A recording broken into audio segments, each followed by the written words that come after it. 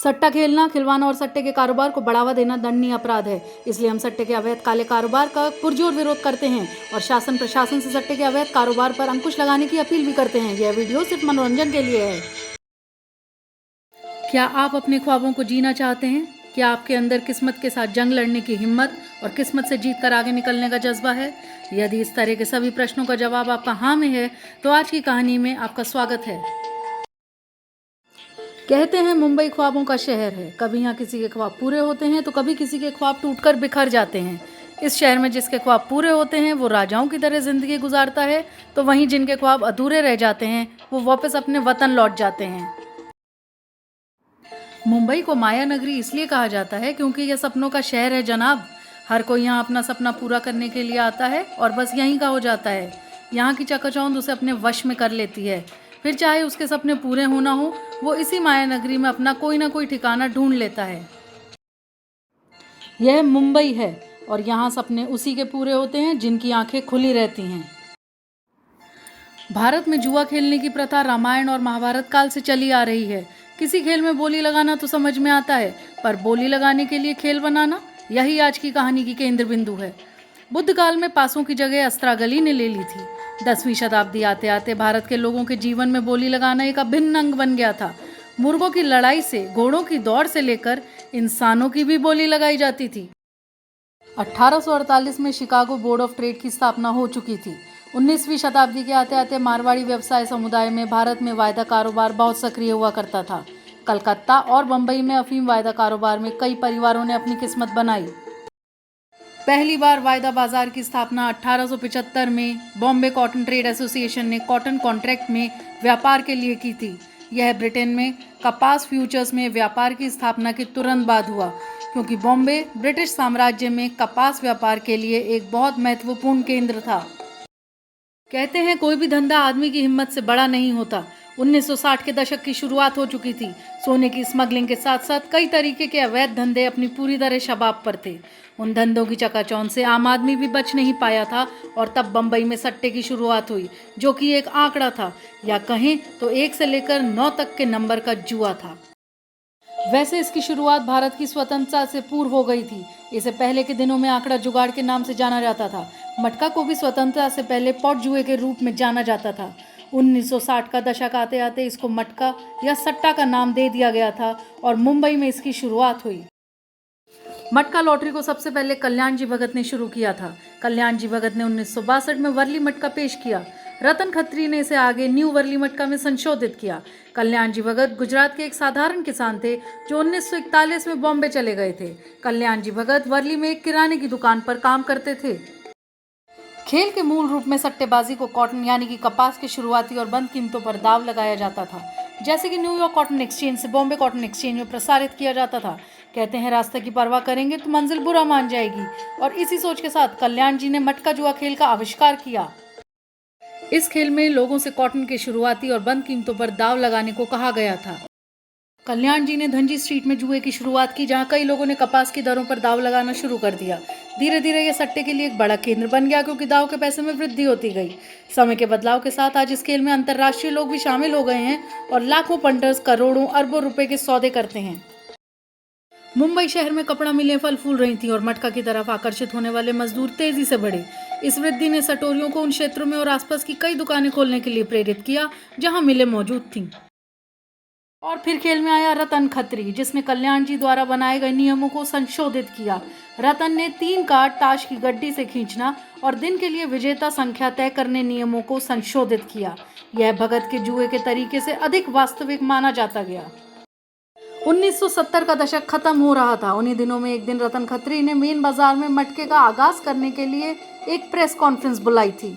उस जमाने में पत्रकारों को एक दुकान में बुलाकर रतन खत्री ने कहा कि उसने आज से जुए का नया सिलसिला शुरू कर दिया है। इसे मटका कहा जाएगा। मटका इसलिए क्योंकि इक्के से दहले तक ताश के पत्ते मटके में डाले जाएंगे। दहले को शून्य का आंकड़ा माना जाएगा। 3 पत्ते मटके से निकाले जाएंगे। जो पत्ते निकलेंगे वे ही आज के आंकड़े होंगे। इस आसान से जुए ने चंद दिनों में ही रतन खत्री को पूरे देश में मशहूर कर दिया। उसने बेहद ईमानदारी से आंकड़े खेले और जीती रकम लोगों को बांटना शुरू कर दी। मध्य मुंबई शहर में सट्टा मटका जुए का अड्डा बन गया। भले ही मटका 60 के दशक में शुरू हुआ, लेकिन यह 80 और 90 के दशक के दौरान अपने चरम पर था। रतन खत्री आंकड़े लगाता था। उसने 12 अंकों के वर्ली बाजार को 0 से 9 तक के अधिक सरल और बेहतर मटका बाजार में तब्दील कर मटका किंग की गद्दी हथिया ली। कल्याण जुआ, जो कल्याण जी भगत द्वारा चलाया जाता था, वो सोमवार से शनिवार तक चलता था। वहीं मुंबई मटका, जो कि रतन खत्री द्वारा चलाया जाता था, वो सोमवार से शुक्रवार तक चलता था। कल्याण जुआ और बंबई मटका के रिजल्ट 2 भाग में बाहर आते थे, ओपन और क्लोज। कल्याण जुआ ओपन के रिजल्ट शाम को 4 बजे घोषित होते थे और कल्याण जुआ क्लोज के रिजल्ट शाम को 6:10 पर घोषित होते थे। मटका के लिए 1980 का दशक स्वर्णिम दशक कहलाएगा, जब मटका के व्यापार में बेहद ईमानदारी से काम किया जाता था। 90 का दशक बीतते बीतते तो मटके में गला काट प्रतियोगिता शुरू हो गई और अंडरवर्ल्ड के दखल ने मटका संचालकों को लालची बना दिया। मटके पर कब्जे के लिए हत्याएं तक होने लगी थीं। ऐसे में अरुण गावली गिरोह की मदद से पप्पू हीरजी सावला ने रतन खत्री के मटका बाजार पर कब्जा कर लिया था। इसके बाद अपना नफा बढ़ाने के लिए रतन खत्री के तौर तरीकों को पूरी तरह पप्पू सावला ने बदल दिए। भगत और खत्री के कामकाजी दिनों में सड़क चलते 3 लोगों को बुलाकर 3 पत्ते खिंचवाकर सबके बीच में ही आंकड़े खोले जाते थे। पारदर्शिता के जरिए विश्वास जमाए रखने की यह सबसे शानदार कसरत होती थी। कई बार तो ऐसा देखा गया कि रतन खत्री किसी फिल्मी पार्टी में है और उसने वहीं पर अपनी जेब से ताश की नई गड्डी निकालकर गुलाम, बेगम, बादशाह, जोकर हटाकर बाकी बचे पत्तों में से फिल्मी सितारों से 3-3 पत्ते खिंचवाए और आंकड़े खुलवाए। उसके आदमी तुरंत वहीं से आंकड़े बुकीज को बताते थे। अब तकनीक मानव के बजाय कंप्यूटर डेटाबेस का उपयोग पत्ते निकालने में करती है। पारदर्शिता के कारक पूरी तरह से कम हो गई है और मटका बाजार की विश्वसनीयता पर सवालिया निशान लग गया है। तकनीक के आगमन से विश्वास की कमी आई, जिसने पारदर्शिता की कमी का मार्ग प्रशस्त किया। पारदर्शिता का अभाव धीरे धीरे और कई खिलाड़ियों को बाजार में लाया और सट्टेबाजी के लिए आम आदमी के पास कई विकल्प हो गए। पप्पू सावला अपनी मर्जी से मुख्य बाजार के आंकड़े खोलने लगे। पारदर्शिता खत्म हो गई। इससे विश्वास और विश्वसनीयता का नुकसान भी हुआ। पप्पू सावला ने निर्णय लिया कि ओपन और बंद बोली के लिए ली जाने वाली राशि का पूरा डेटाबेस कंप्यूटर में डाला जाएगा। कम से कम पैसे वाले आंकड़े खोले जाएंगे, क्योंकि इससे उन्हें ज्यादा फायदा होगा। रतन खत्री हमेशा मटका के आंकड़े ऐसी जगह से खोलते थे जहां कम से कम 3 फोन मौजूद हों। जैसे ही आंकड़े खोले जाते, देश के 3 सबसे बड़े सटोरियों को फोन करके आंकड़े बताए जाते थे, जो फोन कॉल करके दूसरी श्रेणी के सटोरियों को बताते थे। देश में लगभग 500 मटका बाजार हैं। इनमें से लगभग 1 दर्जन बड़े पैमाने पर चल रहे हैं, जिनका टर्नओवर हर दिन 1 से 5 करोड़ रुपए तक का है। 1990 के बाद मटका खेल ने अपने अधिकांश खेलने वालों को खो दिया था और भारत में लोगों ने एक तेज कार्रवाई खेल का विकल्प चुना, मोबाइल बैटिंग। लेकिन पिछले कुछ सालों में यह खेल में वापस आ गया है। क्या भारत में किसी भी रूप में जुआ खेलना कानूनी है? यह जवाब एक धुंधली पहेली को हल करने की तरह है। जितना सोचते हैं उतना ही सवाल गहराता जाता है। शायद भारत में इस सवाल का जवाब किसी के पास नहीं है, ना समाज चलाने वालों के पास और ना ही समाज में रहने वालों के पास। जुलाई 2015 में एक फैसले में कलकत्ता उच्च न्यायालय ने पोकर को जुआ कानूनों के तहत दंडनीय होने से छूट दी। रमी की अनुमति है, लेकिन 3 पत्ती या फ्लैश और टेक्सास होल्ड पर प्रतिबंध है। हॉर्स रेस सट्टेबाजी की अनुमति है, फिर भी क्रिकेट सट्टेबाजी प्रतिबंधित है। अलग अलग राज्यों के अलग अलग नियम हैं। भारत के संविधान की 7वीं अनुसूची राज्यों को जुआ और सट्टेबाजी से संबंधित नीतियों को तैयार करने का अधिकार देती है। 7वीं अनुसूची 34 की सूची 2 में यह बिल्कुल स्पष्ट है, जिसमें कहा गया है कि राज्य जुए को वैध कर सकते हैं, पर क्या उन्हें ऐसा करने का विकल्प चुनना चाहिए? 13 राज्यों ने लॉटरी को वैध कर दिया है और 2 राज्य गोवा और सिक्किम ने जुए के कई अन्य रूपों को वैध कर दिया है। गोवा में कैसीनो खेलना कानूनी है, सिक्किम में जुआ खेलना कानूनी है। सिक्किम पहला भारतीय राज्य बन गया है जिसने जुआ खेलना वैध किया। इंटरनेट जुआ वास्तव में एक वैश्विक व्यवसाय है। हालांकि केंद्र सरकार के पास ब्रिटेन लाइसेंस प्राप्त सटोरियों पर कोई अधिकार क्षेत्र नहीं है, जो यूरोपीय और अंतर्राष्ट्रीय कानून के तहत कानूनी रूप से काम करते हैं, पर सरकार ने कुछ कार्रवाई जरूर की है।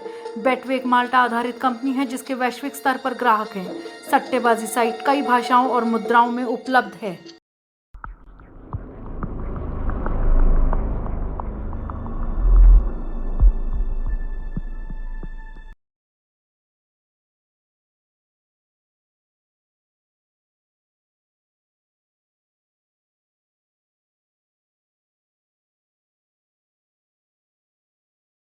भारत में सभी साइबर गतिविधियों या ऑनलाइन जुए को आईटी अधिनियम 2000 के तहत विनियमित किया गया है। इस तरह की गतिविधियों में लिप्त लोगों की सजा उन पर 1 लाख रुपए या 5 साल तक कारावास का जुर्माना लगाया जाएगा। कहा जाता है कि कार्ड के पैक की कीमत तो सिर्फ 20 रुपए होती है, लेकिन इस पर खेले गए दांव लाखों के होते हैं।